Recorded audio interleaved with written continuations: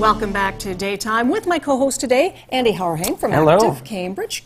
And today we're going to get your mind a little bit active right now because we're going to be talking renovations. Have you done any major home renovations? I can feel my anxiety level going up as we say the R word. Well, and that's exactly why we have our next guests here, because we're going to bring the anxiety down a little bit, because when you do the renovation properly and work with the proper team, it takes a lot of that stress out of it. And joining us from Pioneer Craftsman Limited, we've got Jennifer Dainard back again. Welcome. Thank you. And you've brought a special guest with you today, somebody that you've worked with very closely. I have. Barb Malone was a client of ours just recently, and we finished up a project for her this spring, and has just a different spin, a different perspective than I can ever offer, because I'm always talking about it from my end, and I think it's a great idea to kind of hear how a client experiences the process and sort of how things can go well, and that when things sometimes don't go so well, how you can make it better. Now, the first thing I want to let Andy know, look how calm Barb is. Okay, I know. She's completely relaxed. Like she's just sitting there, and I think that speaks volumes by itself. But Barb, I want to find out, first of all, just a little bit about the renovations that you wanted for your house. Let's start there, and what it was that you needed changed. We needed the kitchen changed a lot.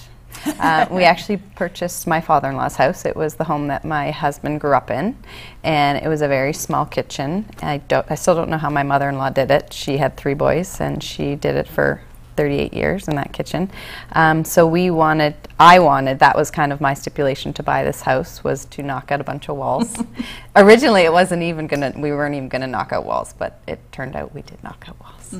And part of that was because of discussions that started when you found, and I understand you had been sort of doing what most of us do, going out and getting the estimates, finding the cost, getting some ideas, some suggestions, and it became apparent pretty quickly that you needed somebody who could do everything and provide all of the work together in a package, and that's where Jennifer and the team came in. Yeah, that's exactly. It was actually basically a 2-year process. We looked at a lot of just kitchen places, and they were great in getting designs and showing us pricing and stuff, but then they kind of said, okay, and now you go find your contractor to deal with everything else except for the cabinets. Whereas when I found Pioneer, they did everything, and I worked with Jen, and when the time came, I worked with Nick, the contractor, and that was it. They did everything. Because that would be a tough decision to make, right? Is that, oh, I have to pick contractors and do all this design and try to act on a vision, but if you're like me, I don't know anything about it. It makes you feel like you have to be the expert all of a sudden, and you have to know exactly what it is. Well, if I knew exactly what everything was, I'd do it myself, but I don't know all those things. I think one of the things that we do well is that we're everything under one umbrella. Like Barb experienced going to a kitchen company, they're very good sometimes at coming up with a great design, but then executing it becomes up to the client. Whereas we do take you through the design process and then do start to do the estimating and talk you through how do I marry your needs with what you'd like to invest into your project and find that comfortable blend, because it is definitely, it's a conversation, it's a process, it's something that continues to move as we go, which Barb can certainly attest to.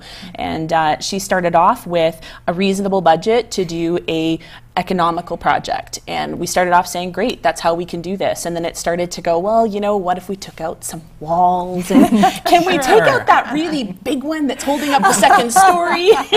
Well, and that leads into this that you've brought along, and these are the floor plans for the before and after, and let's get sort of a sense of the kitchen area that we're talking about here. Absolutely, and what Barb was reflecting on here was how her mother-in-law ever did this with 3 boys, and you know what, I would totally concur.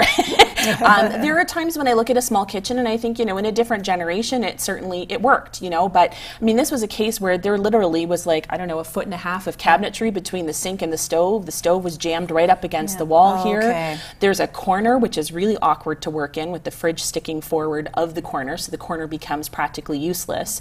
And what I don't have drawn in this sort of before shot here is there was kind of I want to call it sort of an island, but it was more of like a banquette that you could sit at. They call it there's lots of corners to stick the boys in when they misbehave. Exactly. So, I mean, initially we talked about, can we take this footprint and rework that footprint to work better without removing walls? luckily, the benefit that Barb had both in this home and her father-in-law's work that he had done before we ever arrived was he had an addition put on at the back that became the dining room. So what you see here as dinette wasn't really being used as dining. It had kind of become a passageway to get from one space to another, more of a traffic area. So it became quickly evident that, you know what, if we can just take this wall out, and it wasn't load-bearing, it wasn't a complicated move, in particular that wall, we could still keep things reasonable and yet expand on the kitchen. Okay. And then that's when we started to talk about, well, what if we really could see through to the front of the house by taking out this wall here? So it developed bit by bit into what it is today. But some of the things that I found really interesting was that Barb did not enjoy some of the finishes that had been put into the house that were permanent, like not necessarily permanent, but there was some maple hardwood flooring that went through here that had almost more of a cherry stain to it, and she really objected to the red tones, and she said, like, I don't know how to deal with this floor. So I said, well, let's take a look. And by the time I got out to the house and I looked at it, I said, you know, it's not as red as I think you think it is. I can work with that coloring and make it something I think you're going to love. And that's really what took us down a path for how to make the finishes work with something existing, so we weren't spending even more than we needed to.